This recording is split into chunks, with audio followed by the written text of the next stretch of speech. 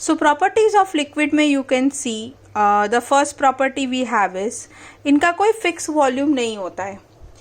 पानी लिया हमने, अब पानी को एक काम करिए, आप एक जग में ले लीजिए और दूसरी बार वही पानी आप एक ग्लास में ले लीजिए, तो पानी जग का भी शेप ले लेगा और पानी ग्लास का भी शेप ले लेगा। मतलब ना ही इनका कोई डेफिनेट वॉल्यूम होता है कि इनको इतनी जगह चाहिए, ना इनका कोई डेफिनेट शेप होता है। Now coming to next point, like solid liquid can not get compress. मतलब जैसे सॉलिड कॉम्प्रेस नहीं हो सकता वैसे लिक्विड भी नहीं हो सकता। पानी अपने हाथ में लीजिए, ऐसे दबा के देखिए क्या होता है, दबता ही या पानी बाहर निकल जाता है हाथ के।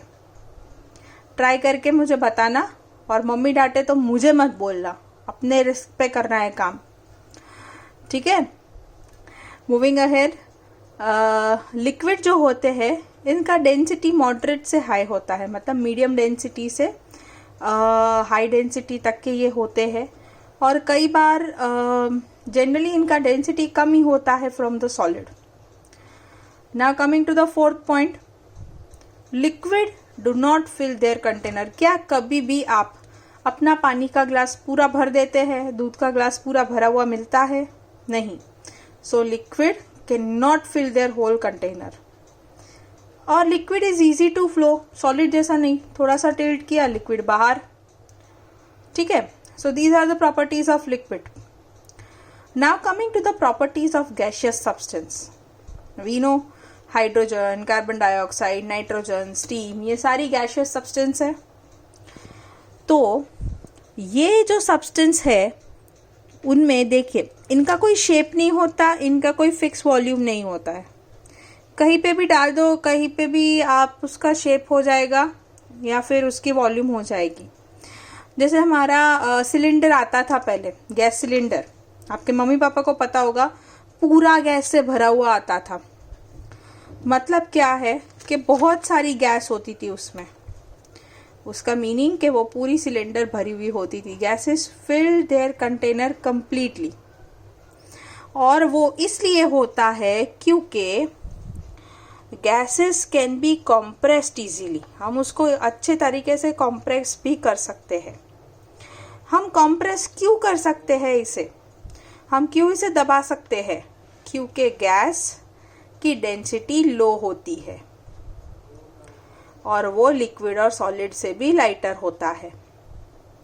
गैस इजीली फ्लो हो जाता है। हमने पता है वो किया था एक एक्सपेरिमेंट इंसेंस स्टिक का।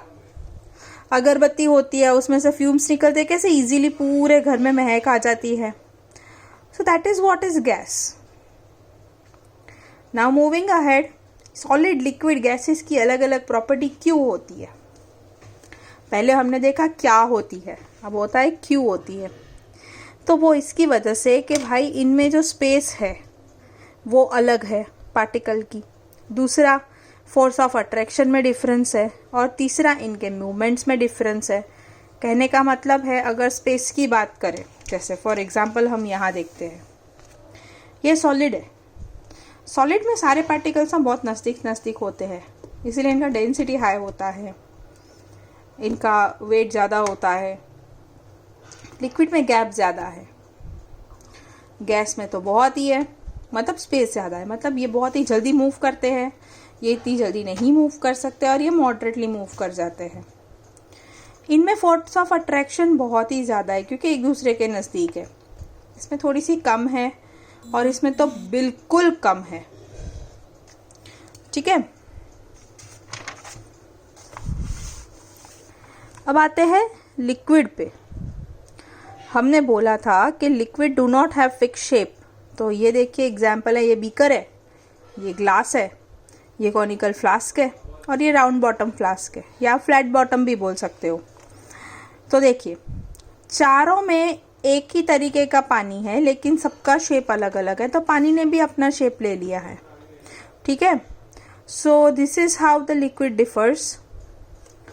Now coming to gases. देखिए गैस मैंने बोला था कि इनका भी कोई फिक्स शेप नहीं होता है। तो गैस को मैंने राउंड वाली बलून में भरी तो राउंड हो गई, मैंने लॉन्ग बलून में भरा तो लॉन्ग हो गया।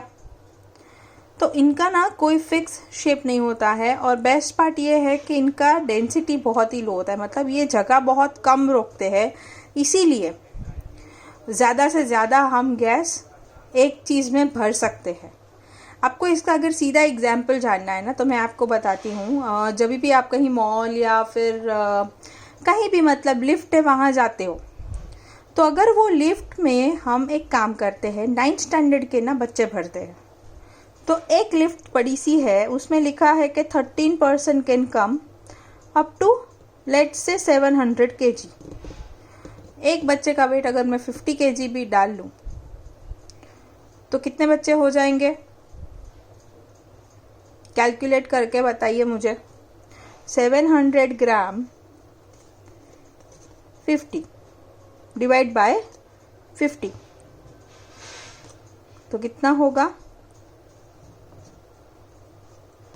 14। पक्का? अच्छा चलिए 14 बच्चे आ सकते हैं। लेकिन अब सोचो कि बड़े लोग हैं, तो बड़े लोग कितने आएंगे? बड़े लोग इसमें आएंगे सिर्फ और सिर्फ 7। अगर बड़े लोग का वज़न 100 ग्राम है, जो नहीं होता है, और अगर मान लो कि मैं 70 ग्राम्स भी लूँ तो भी ये बड़े लोग कितने आएंगे? 700 है तो 10। मतलब क्या हुआ कि जो छोटे छोटे पार्टिकल्स है वो हम ज़्यादा भर सकते हैं, बड़े बड़े हैं वो कम भर सकते हैं।